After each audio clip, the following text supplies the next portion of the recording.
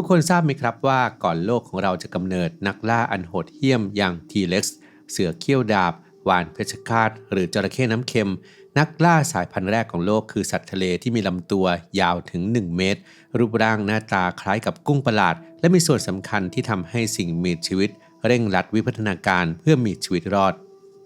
นี่คือเรื่องราวของเพชฌฆาตหน้าตาประหลาดอโนมาโลคาลิสผู้ที่แหวกว่ายอยู่ในมหาสมุทรทั่วโลกเมื่อ500ล้านปีก่อนการปรากฏตัวของมันคือตัวเร่งสำคัญของการระเบิดทางวิวัฒนาการครั้งยิ่งใหญ่ที่สุดในประวัติศาสตร์โลกมันคือผู้ที่เปลี่ยนท้องทะเลอันแสนสงบสุขราวกับสวนอีเดนให้กลายเป็นสมรภูมิไล่ล่าที่พลิกโฉมหน้าโลกใบนี้ไปตลอดกาลโอเมก้า 3 มีบทบาทสำคัญต่อสมองแต่ร่างกายสร้างเองไม่ได้ต้องได้รับจากอาหารเท่านั้นจากข้อมูลของ National Institute of Health ประเทศสหรัฐอเมริกาแนะนำว่าเราควรจะได้รับโอเมก้า 3 ประมาณ 1.1 ถึง 1.6 กรัมต่อวันสำหรับผู้ที่ใส่ใจการดูแลสมอง Quality Omega 3 Norway Daily ที่ผลิตและคิดค้นสูตรที่ประเทศนอร์เวย์ก็เป็นอีกหนึ่งทางเลือกในการเติมโอเมก้า 3 ที่จำเป็นให้กับร่างกายในแต่ละวันครับศึกษารายละเอียดและสั่งซื้อได้ที่ quality.asia/abdul-strength หรือคลิกลิงก์ใต้คลิปได้เลยครับ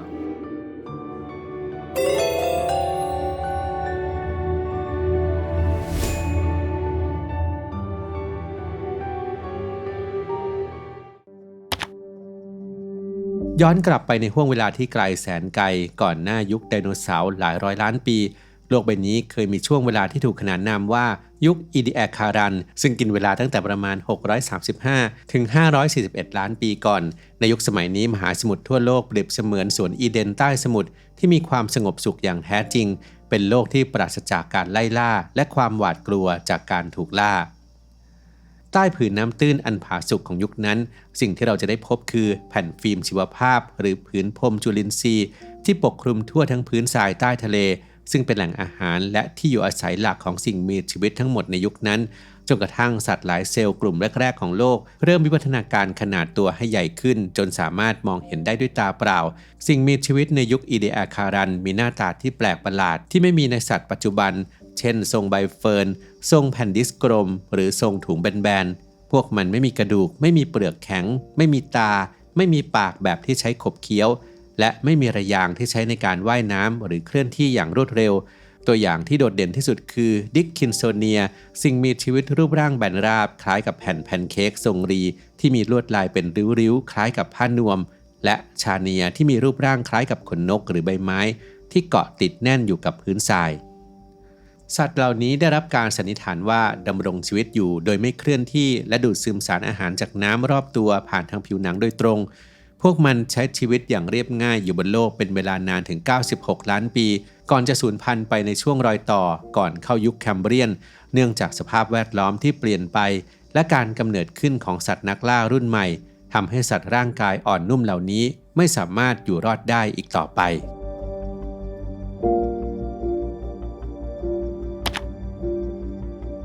เมื่อการเวลาพาโลกเข้าสู่รอยต่อของยุคแคมเบรียนเมื่อราว541ล้านปีก่อนดาวเคราะห์ดวงนี้ได้เผชิญกับปรากฏการณ์ทางชีววิทยาที่ยิ่งใหญ่และลึกลับที่สุดครั้งหนึ่งในประวัติศาสตร์นั่นคือการระเบิดทางชีวภาพในยุคแคมเบรียนซึ่งเปรียบเสมือนการระเบิดของความหลากหลายทางสายพันธุ์ภายในชั่วพริบตาเพียงไม่กี่สิบล้านปีสิ่งมีชีวิตที่มีโครงสร้างร่างกายซับซ้อนได้ผุดขึ้นมาอย่างบ้าคลั่งเปลี่ยนท้องมหาสมุทรที่เงียบสงัดให้กลายเป็นสวนสัตว์น้ำโบราณขนาดใหญ่โตซึ่งเป็นจุดเริ่มต้นของระบบนิเวศสมัยใหม่และการกำเนิดของโครงสร้างร่างกายสัตว์ที่เราเห็นในปัจจุบันรวมไปถึงมนุษย์นักวิทยาศาสตร์เชื่อว่ามีหลายปัจจัยที่ทำหน้าที่เป็นตัวเร่งให้เกิดปรากฏการณ์นี้เช่นปริมาณแคลเซียมและแร่ธาตุต่างๆที่ถูกชะล้างจากผืนแผ่นดินลงสู่มหาสมุทรทำให้สัตว์เกิดการพัฒนาโครงสร้างร่างกายที่มีส่วนแข็งหรือกระดูกตลอดจนดวงตาและตามทฤษฎีสวิตช์แสงอธิบายว่าทันทีที่สิ่งมีชีวิตบางชนิดวิวัฒนาการตัวรับแสงจนสามารถมองเห็นสภาพแวดล้อมเป็นภาพ3มิติได้โลกก็เปลี่ยนจากความมืดบอดไปสู่สมรภูมิรบทักษะการมองเห็นทำให้สิ่งมีชีวิตรับรู้ตำแหน่งของสิ่งมีชีวิตอื่นนำไปสู่ความสามารถในการระบุเป้าหมายเพื่อกินเป็นอาหารซึ่งเป็นจุดเริ่มต้นของห่วงโซ่อาหารที่มีเหยื่อและผู้ล่า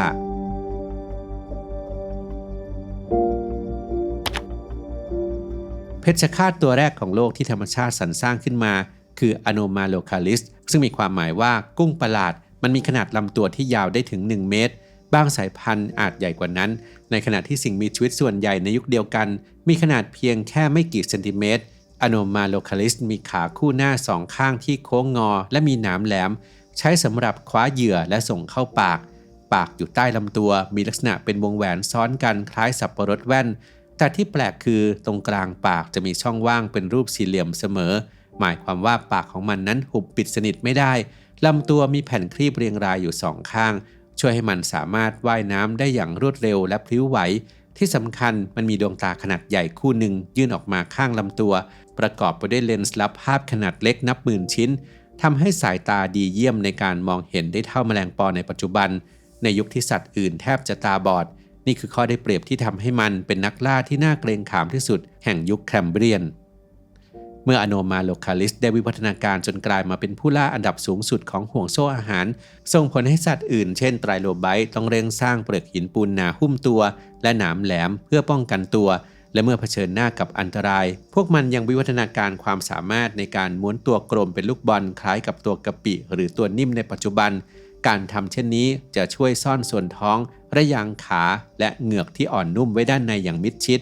โดยหั่นเฉพาะเปลือกแข็งและหนามแหลมออกสู่ภายนอกเพื่อรับแรงกระแทกทำให้การพยายามจะกลืนกินพวกมันนั้นกลายเป็นเรื่องที่เจ็บปวดสำหรับผู้ล่าประวัติศาสตร์การค้นพบฟอสซิลของ Anomalocallis นั้นถือเป็นเรื่องราวที่สะท้อนถึงความพิศวงของตัวมันเองในช่วงแรกที่นักบรรพชีวินวิทยาค้นพบฟอสซิลในแหล่งเบอร์กัสเชลประเทศแคนาดาพวกเขาไม่สามารถประดิษฐ์ประต่อรูปร่างที่แท้จริงของมันได้ระยางหนามคู่หน้าถูกเข้าใจผิดว่าเป็นฟอสซิลของซากกุ้งส่วนปากวงแหวนถูกตีความว่าเป็นฟอสซิลของแมงกะพรุนและลำตัวถูกจัดให้เป็นฟอสซิลของฟองน้ำทะเลเป็นเวลานานนับทศวรรษกว่าที่นักบรรพชีวินวิทยาจะสามารถประกอบชิ้นส่วนทั้ง3เข้าด้วยกันได้สำเร็จจนเผยให้เห็นโฉมหน้าที่แท้จริงของมัจจุราชตัวแรกแห่งประวัติศาสตร์โลกที่ปกครองมหาสมุทรในฐานะสุดยอดนักล่ามานานถึง 20-30 ล้านปี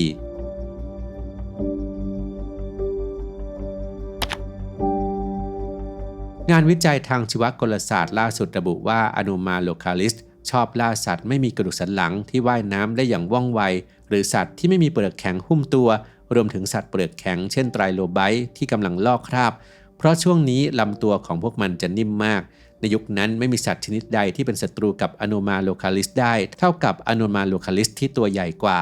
นักวิทยาศาสตร์คาดว่าพวกมันอาจจะต่อสู้แย่งชิงอาณาเขตหรือตัวเต็มวัยอาจจะล่าตัวอ่อนของพวกเดียวกันกินเป็นอาหารนอกจากนี้พบว่าร่างกายของ Anomalocallis จะถูกปกคลุมด้วยเปลือกนอกที่ต่อกันเป็นปล้องๆแม้จะแข็งแกร่งแต่ก็มีข้อจำกัดนั่นคือห้ามหักงอเกินพิกัดดังนั้นเวลาที่ Anomalocallis 2 ตัวเปิดศึกแย่งชิงอาณาเขตหรือล่ากันเองพวกมันจะพุ่งเข้าชนกันจากนั้นจะใช้ระยางหน้าหนามแหลมขนาดใหญ่ล็อกตัวฝ่ายตรงข้ามเอาไว้แล้วพยายามดัดบิดลำตัวของอีกฝ่ายให้หักเมื่อลำตัวที่แข็งแต่เปราะบางถูกบิดจนปริแตกของเหลวในร่างกายจะไหลทะลักออกมาและเปิดโอกาสให้ปากรูปวงแหวนเข้าบดเคี้ยวเนื้อนิ่มๆด้านในได้อย่างง่ายดายในปัจจุบันเราพบพฤติกรรมแบบเดียวกันนี้ในแมงดาทะเลรวมถึงกั้งตั๊กแตนซึ่งเป็นญาติห่างๆของมัน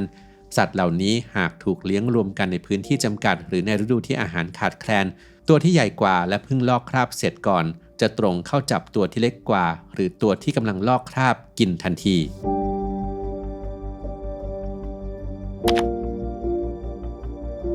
หนึ่งในผลลัพธ์ที่ยิ่งใหญ่ที่สุดเพื่อเอาชีวิตรอดจากนักล่าอย่าง Anomalocallis คือการวิวัฒนาการของสกุลสัตว์ทะเลดึกดำบรรพ์ที่มีแกนสันหลังยุคแรกเริ่มที่เรียกว่าฟีไคอามันจะมีลำตัวแบนยาวและเรียวคล้ายกับปลาไหลหรือใบหอกและมีแกนเนื้อเยื่อที่ยืดหยุ่นทอดยาวตลอดแนวหลังที่เรียกว่าโนโตคอร์ดซึ่งช่วยให้มันสามารถสะบัดตัวว่ายน้ำหลบหนีได้อย่างคล่องแคล่วว่องไว